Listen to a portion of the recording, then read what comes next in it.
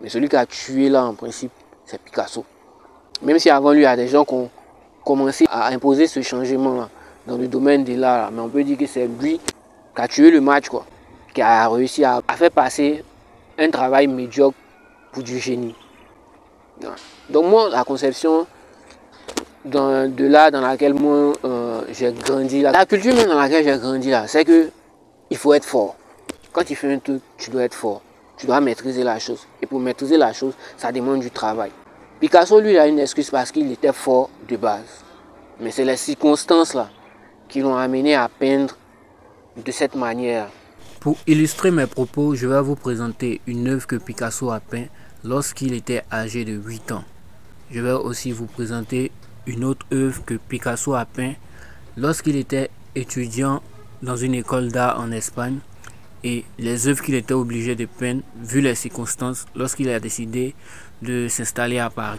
Comme vous pouvez le voir, il n'y a pas de différence entre une œuvre que Picasso peignait lorsqu'il était âgé de 8 ans et les œuvres qu'il était obligé de peindre lorsqu'il était adulte installé à Paris, donnant l'impression que son niveau en peinture avait baissé.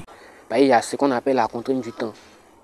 C'est ça qu'on peut faire. Ce tableau, il a mis plusieurs mois. Ça fait plusieurs mois que je peins ce tableau. J'aurais pu le terminer plus vite, mais vu que je travaille sur plusieurs tableaux en même temps, ça m'a pris plus de temps. Mais j'aime finir au moins tous les tableaux que je fais là à la même période.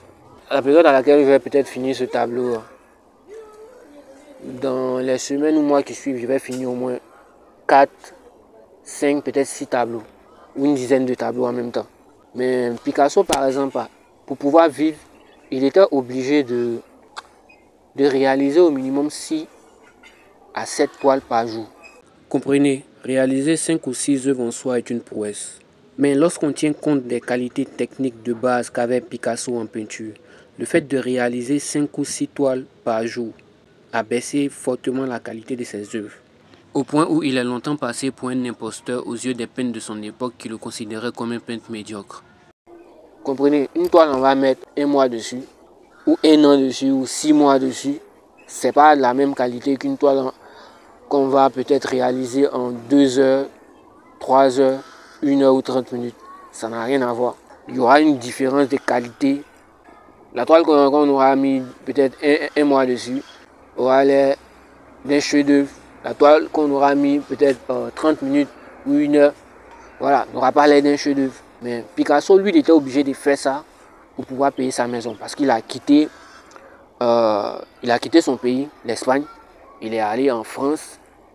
Quand tu es peintre et que tu veux être connu mondialement, tu veux être un artiste reconnu, en ce temps-là, il fallait être à Paris. Maintenant, arrivé à Paris, tu es confronté aux réalités de la vie. Tu as un loyer à payer, ta nourriture, ce genre de trucs. Tu as une maison à payer, voilà, tu as des factures, ce genre de trucs. Donc, tu ne peux pas produire une œuvre en 1 mois ou en 3 mois. Voilà. Tu vas te débrouiller pour produire le plus d'œuvres possible. C'est la raison pour laquelle ces œuvres sont passées de cette qualité, qui peut être considérée comme la réalisation d'un grand maître, donc un chef-d'œuvre, à cette qualité qui est considérée comme la réalisation d'un enfant de 10 à 12 ans.